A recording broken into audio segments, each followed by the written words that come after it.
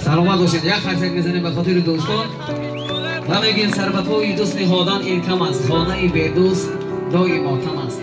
مگذرانید یک لحظه رو به دوستان، چون که میگویم آدم یک دم است.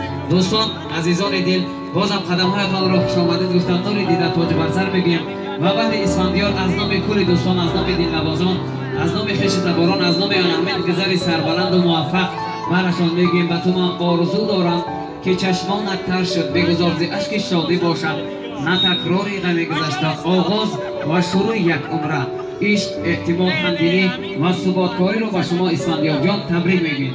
بگذار عشق الهی، عشق پاک، عشق زیبنده، عشق پاینده نصیب روز شما و آن زل عروس نازنینی که زیر چادر عروسی انتظار تو است نصیبت کند، خوشبخت شوی، خوشطاله شوی، همیشه دستگیر دعای اکا یوسف جان باشید. یک خرسک میزنیم به خاطر همین عائله خوشبخت سربلند که این عائله خدمت نشان داده این مرزبان است. مرحبا دوستان و پیوندان، پذیرا باشید بازم روی صحنه دعوت میکنیم مطربان و رامشگران را تا بازم این بزم طرب را با سروده های تویانه و عاشقانه بازم گرم و جذاب‌تر می‌کنند. مرحبا حسین معروف جان، صحنه از آن شماست.